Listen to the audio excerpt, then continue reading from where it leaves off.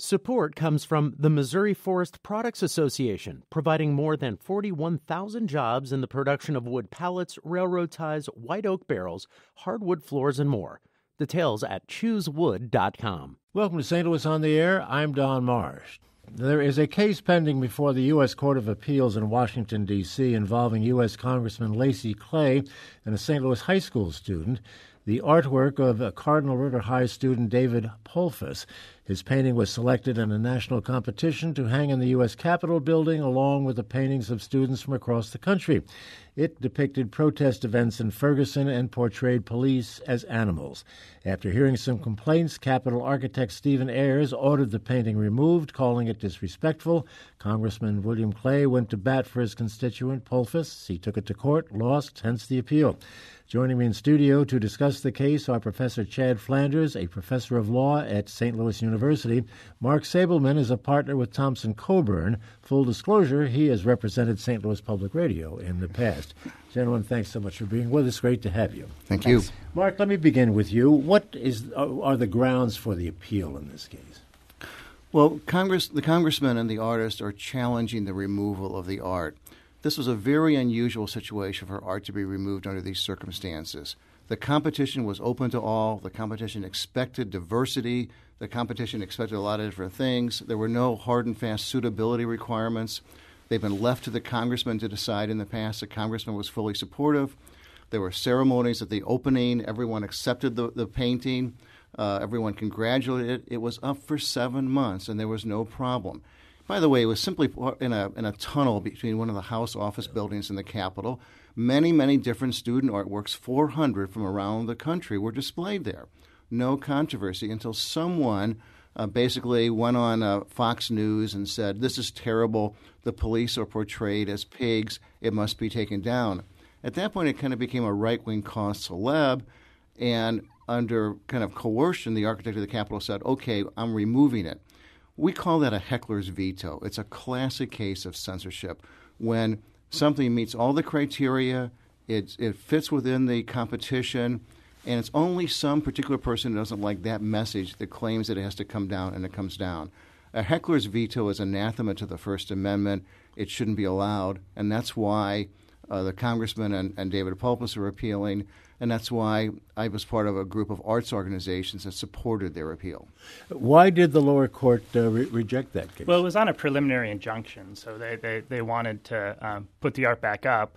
And what the lower court said basically was that they decided it based on something called the government speech doctrine, which I'll make an analogy, and Mark will tell me why this analogy is a bad one. But it's sort of like if I decide to hang a painting in my own house, and I could do this by any means. I could have a competition. I could invite a bunch of high school students over and say, paint a picture, and I'll decide whether I want to hang it up in my house or not.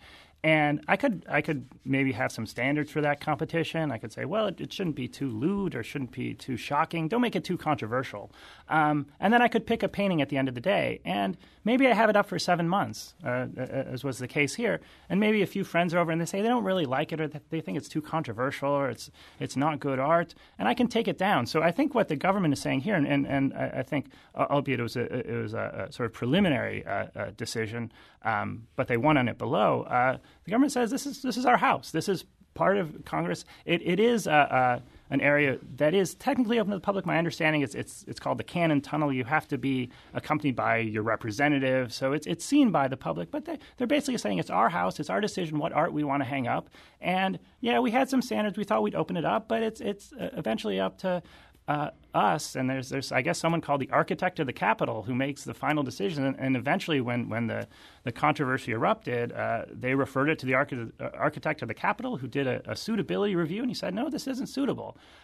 So the government's position on appeal is basically this isn't a First Amendment issue. This is our decision of what artwork we want to hang in our house. Who knew there was an architect of the Capitol, number one? That's news to me. But, Mark, there is something involved in here has been alluded to called government speech. What the heck is that? Well, that's a great question, and I only repeat that. What the heck is government speech, and why is it the way that the district court perceived it? I think Professor Flanders did a great job of explaining the best case for this. And you notice he basically said, in my house, I have total discretion. And that is indeed what the district court in this case said. The district court said, and I quote, Because the speech activity here is likely government speech, plaintiffs have no First Amendment rights at issue. That is a drastic and terrible ruling, that there's no First Amendment rights at all on something we give the label government speech. Now, government speech is a new doctrine. It's kind of hard to explain fully, but I would say quintessential government speech is when the government erects a civic monument to endorse a particular civic virtue. And my examples would be, we have a statue of Pierre Laclede here in front of St. Louis City Hall. That statue sends a government message. Pierre Laclede is a founder of St. Louis, and we're proud of him. In the Capitol Dome in the U.S. Capitol, there's a kind of painting of George Washington as a classical god almost, surrounded by metaphorical figures. And what we're saying is we celebrate the foundation of the United States and our history. Those are government speeches. But when you get into we're allowing 400 paintings to be displayed in a tunnel, that is not the government speaking. There's no particular government message there. And I would say it's akin to books in a school library. Yes, the government owns the library. The government purchased the books. But can a partisan person go in and as a heckler's veto and say, I don't want this particular book in the library, let me take it out? That case went to the U.S. Supreme Court about 35 years ago, and the Supreme Court said, no, we're not going to allow this kind of heckler's veto in government libraries. And that tells me there are limits on government speech, and those limits involve the First Amendment and classic issues of freedom of expression. Just to be clear on this with regard to government speech, would the issue of the Ten Commandments in the courthouse and the fact that they were removed, is that part of this whole government speech thing, or is that a totally different kind of thing? I should probably leave that to Professor Flanders, but I think it's really on the margin. To the extent it was in the courthouse, it raises government speech issues, but the religious aspect of that case, I believe, predominated. Right. Well, move in a little closer. Oh, sure. Yeah, no problem.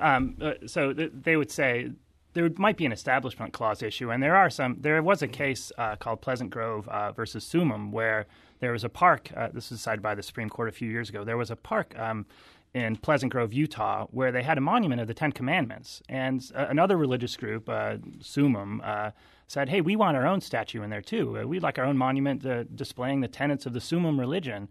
And the park said no, because this is the government deciding what message to choose, and we like to have the Ten Commandments there because they show the religious history of our nation. And this is how things usually go with Establishment Clause cases. They'll say it's less about religion and more about tradition, and that's what they did with the Ten Commandments in the Supreme Court building, because it's alongside other sort of great figures in the history of law, and the Ten Commandments just fit along that sort of history. But I would say, Mark, the thing about the statues that we have in parks is the government gets to decide which statue it puts up. It doesn't have to put up a statue of Stalin. It can say, no, we don't want a statue of Stalin. So when you have the government speech doctrine, and this is the power, if the court decides this is a government speaking, the government can decide what message it wants to endorse or not endorse. And so when you decide to put a statue of Pierre Laclede in the park, you don't have to open it up to anyone else who wants to put on a statue. You can say, or you could say, bring it in, but we'll get the final say because it's us speaking. It's our message. And the same thing with these paintings. It gets a little hard when you have 400 paintings. What's the message here? What are they saying? And the paintings all say different things, and they seem to be pick and choosing which ones they like, because there were other paintings that address controversial topics. They just picked on this one to take it out. So there's a suggestion that, like, yeah, you really did open this up. And that's the other doctrine that's at play here. Whether they created what's called a limited public forum by having a competition, by inviting everybody to come in, and basically having no editorial control over it. It's my understanding that no paintings were rejected, I think, before this one, maybe one. But the architect of the Capitol would either just say, that's great. In fact, this painting initially was rejected because the frame was wrong. So they fixed the frame and they said, we're good. It's only 7 months later with the controversy. So the question here is, like, was the government really opening it up and saying, yeah, we want to hear from everybody, in the same way they might open up a park and say, if you want to protest here, that's great. We're not going to pick and choose sides. Mark, is there a distinction between freedom of speech and freedom of expression? And is artwork considered speech? No, artwork is definitely part of freedom of speech and freedom of expression. It has been for many, many years. There's no doubt about that. And in fact, I think in many ways we give artists greater leeway because we realize that art is at times ambiguous and has different meanings to different people, and we shouldn't have one person's particular imposed meaning govern what happens with the artwork. I'd like to kind of follow up with what Professor Flanders said about the statues in a park. And I think that, again, the statues in the park are very close to the statues out in front of City Hall or other civic monuments. They do seem to be the quintessential government speech. There was another recent case the Supreme Court decided on trademark registrations. And the question there was, when the government is registering a trademark, that's government action. Is the government saying, we endorse all these trademarks, or is that government speech? And one of the justices in one of the opinions in that case said, well, where you have many different views, it's not government speech. And Justice Alito said, if this is government speech, government is babbling prodigiously and incoherently. And I think that's a much closer analogy to what we have in the Pulphus case, where there are 400 paintings with many different views.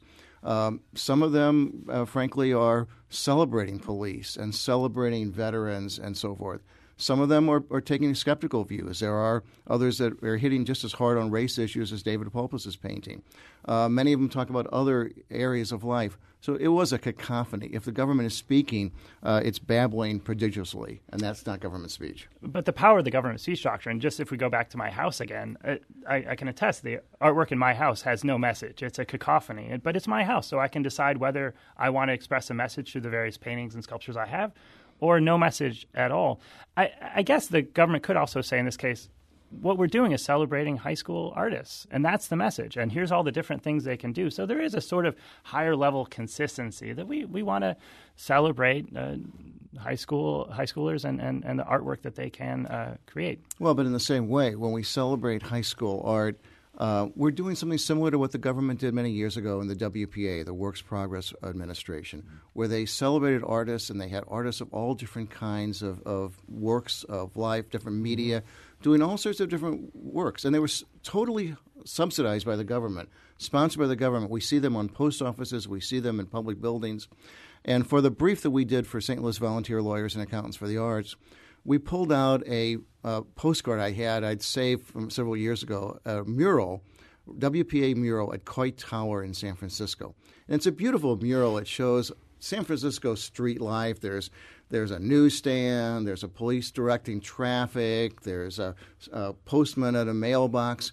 And right in the foreground, there's a well-dressed man in a suit, and he's looking at his newspaper while a thief puts a gun to his head and pulls out his wallet. Front and center, right when you walk in Coit Tower. Now, we put that in our brief and we said, the government is not endorsing armed robbery. Anyone who sees that mural sees a WPA work with the artist's vision. And therefore, the display of a number of different artists with a number of different artists' vision is not government speech, in my view. We have a caller who wants to get in on this, and I think maybe we'll look at it somewhat differently. Brant in St. Louis, you're on the air. Go ahead. Thank you, Don. I'm not concerned about who's right or wrong, but did you even contact any conservatives to counterbalance your two liberal guests?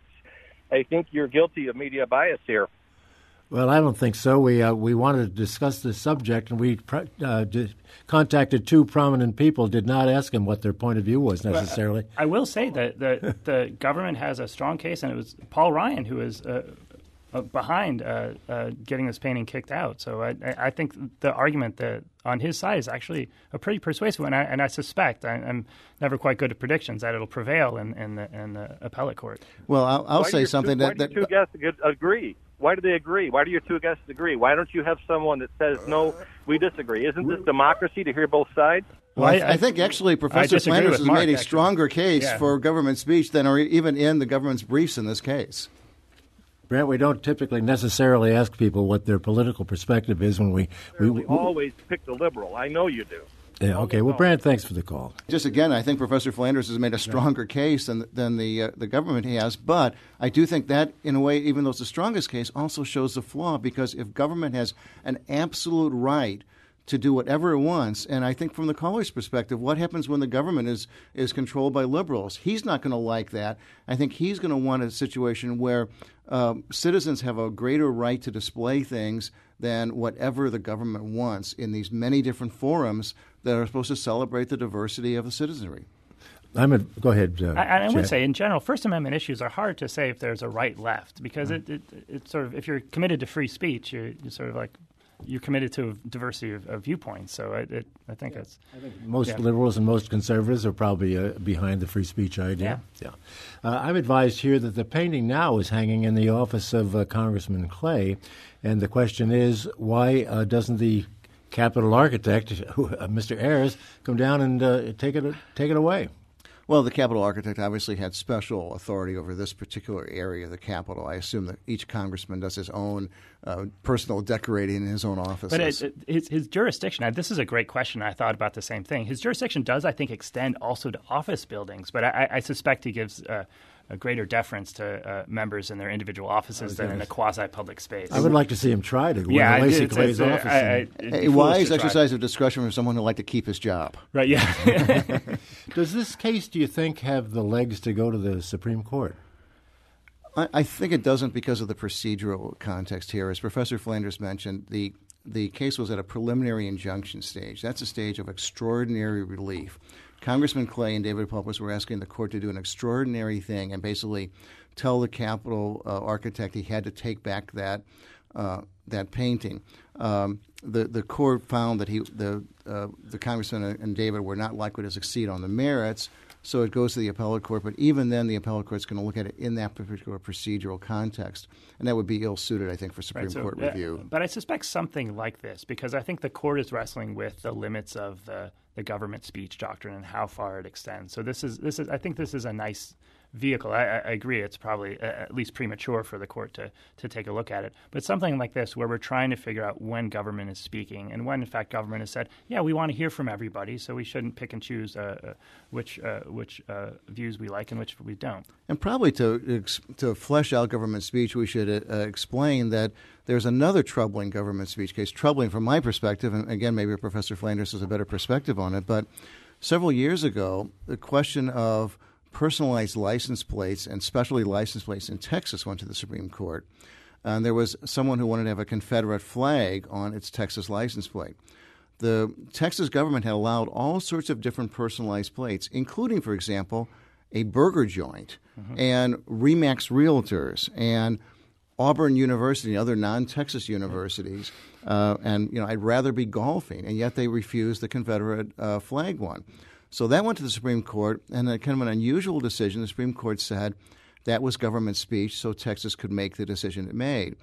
I have to admit, in this case, I sided with Justice Alito, the most conservative member of the Supreme Court, who said that's Grant happy.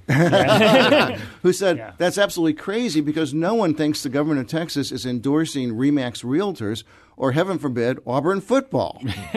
So I feel that that's about as far as the government speech doctrine can go, and that the art competition is more remote from classic government speech than that, but that is a troubling part of the government speech dialogue. And I will say something that's bizarre about the license plate case is if you see someone driving ahead of you that says, I'd rather be golfing, you don't think that's the government's message. You think it's the person driving the car who'd rather be golfing, not the government. But one of the key parts of the test for government speech is would a reasonable observer think that the government is speaking rather than an individual? And that's why this case is interesting, too. When you see the painting, are you thinking this is a painting that the message is endorsed by the government, or do you think it's the work of the artist? And I think the license plate is a strange case because I don't think that the government is endorsing every message on every individual license plate. And that's the strong argument in favor of Mark's side in this case, that it seems implausible to think that the government is endorsing every little painting that it chooses to put up in this tunnel. I understand we only have about 45 seconds left, Chad, that you've called this a textbook case, one that you could teach. Yeah, I taught a case similar to this last year, and it was based on a case out of Texas where they had a sort of Christmas scene in the Capitol building in Texas, and a lot of people said that the government's endorsing religion, but that had a clear sign that said this is a private exhibit, this is the result of a private donor and a private artist. They were very clear that they did not endorse this message, but they don't have this in here, which may suggest that they want to say, yeah, we do approve all these paintings. So you have a better case to discuss next year with your class. Sure, yeah. Could we anticipate a quick decision from the Court of Appeals? No, the argument has not even been set yet, so it'll probably be some time before it's argued and then decided. It is an interesting case, no question about it. Mark Sabelman, thank you for being with us, and Chad Flanders, great to see you. Thank you so much. Thank you. Thanks. Archive versions of past St. Louis On the Air programs are available for download or podcast at stlpublicradio.org/stlonair. St. Louis On the Air is produced by Alex Hoyer, Evie Hemphill, and Lara Hamden, with production assistance from Aaron Dorr and Charlie McDonald. The executive producer is Mary Edwards. St. Louis On the Air is a production of St. Louis Public Radio, 90.7 KWMU. Thank you for listening. I'm Don Marsh.